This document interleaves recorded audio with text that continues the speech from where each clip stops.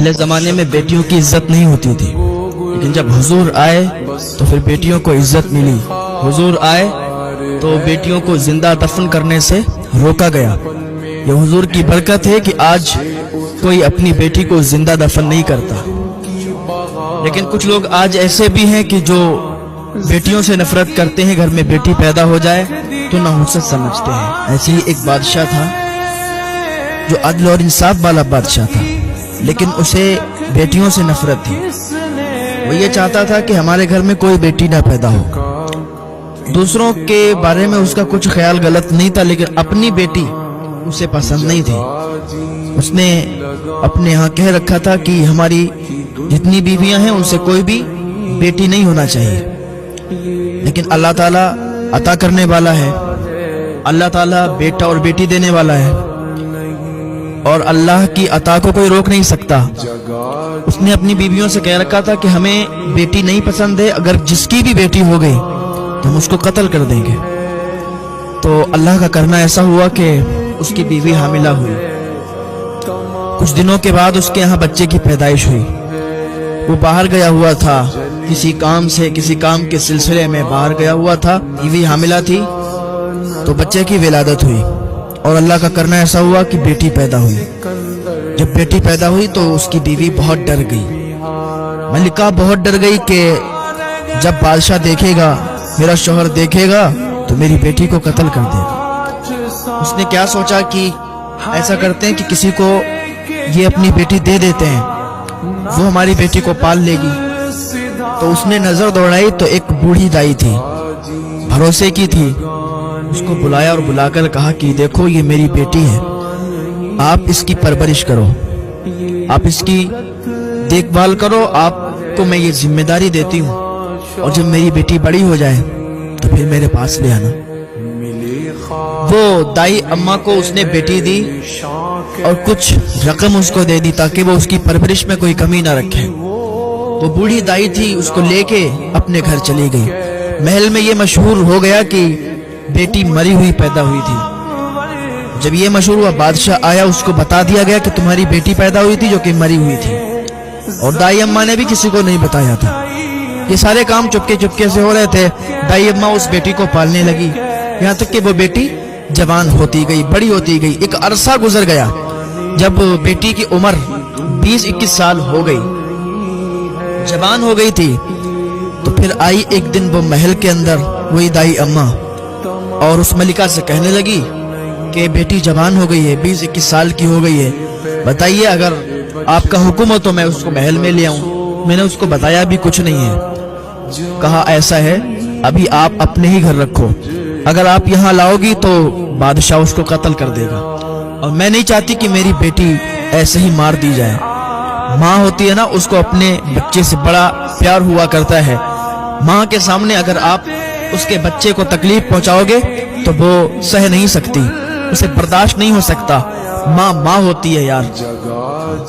تو اس نے منع کر دیا۔ بادشاہ ایک دن شکار پہ نکلا تھا۔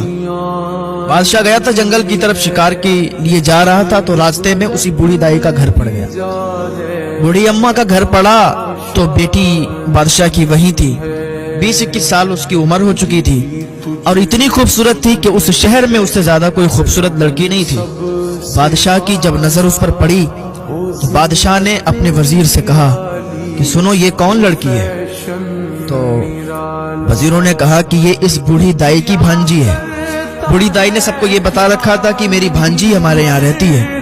تو بادشاہ نے کہا کہ تم سب لوگ کل اس کا رشتہ لے کے آنا، مجھے یہ لڑکی پسند ہے، میں اس سے شادی کرنا چاہتا ہوں، اس سے نکاح کرنا چاہتا ہوں۔ وزیروں نے کہا ٹھیک ہے۔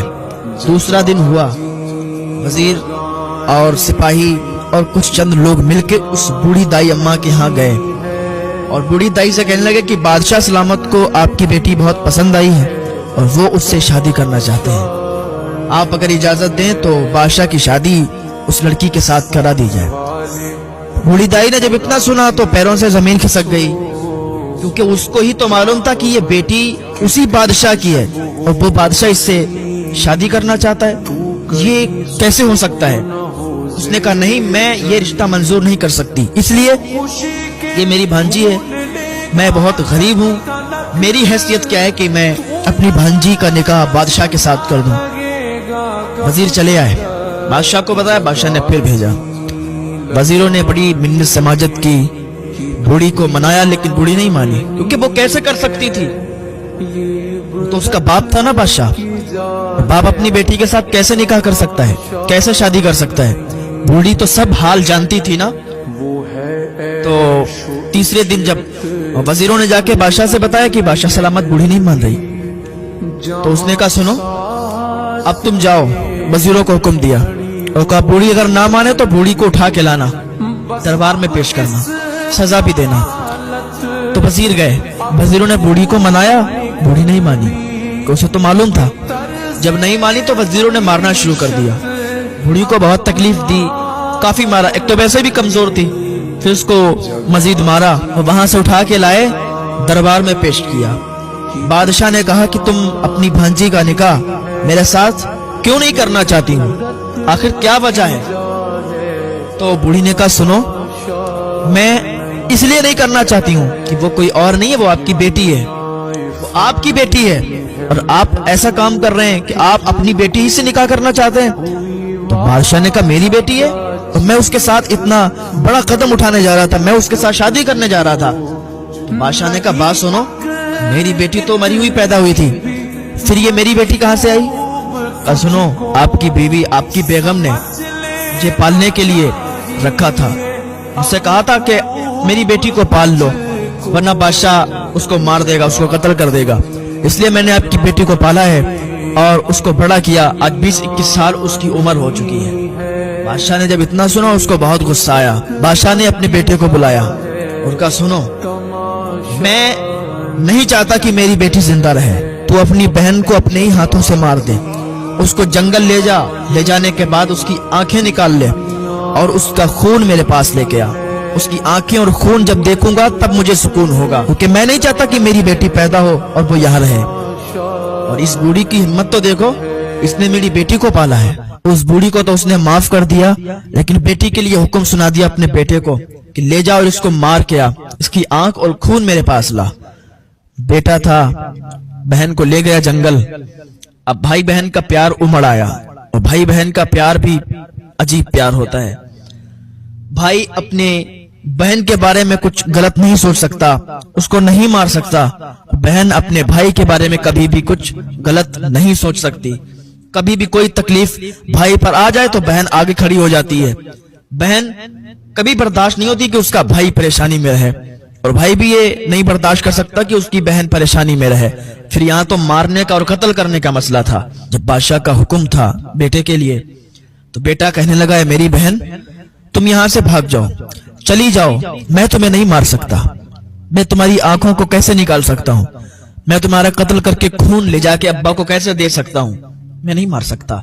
बहन कहने लगी भाई तू अपनी जान जोखिम में क्यों डाल रहा है, मुझे मार दे, अगर तू मुझे नहीं मारेगा ना तो बादशाह तुझे मार देगा, अब्बा तुझे मार देंगे अगर तू मुझे नहीं मारेगा। उसने कहा बहन तुम मत सोचो इस बात का, तुम यहाँ से भाग जाओ, मैं इसकी भी तरकीब निकाल लूंगा कि अब्बा के सामने कैसे पेश होना है और क्या करना है। बहन ने कहा ठीक है भाई। बहन चली गई जंगल में। अब उसको इतना डर नहीं लगता था कि जानवर खा जाएगा या क्या हो जाएगा, क्योंकि उसे तो मारने का ही हुक्म दिया गया था।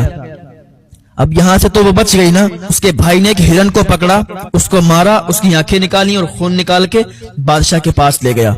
बादशाह ने जल्दी जल्दी देखा, कहा चलो ठीक है, वो खून हिरन का था और आंखें भी हिरन की थी। जल्दी में उसने देखा और कहा चलो ठीक है, मार दिया, अच्छा किया। अब बादशाह को ये यकीन हो गया कि मेरी बेटी थी, उसको कत्ल कर दिया गया, मार दिया गया। माँ ने जब सुना तो उसकी धड़कनें तेज हो गईं, वो रोने लगी। माँ तो माँ होती है ना, तो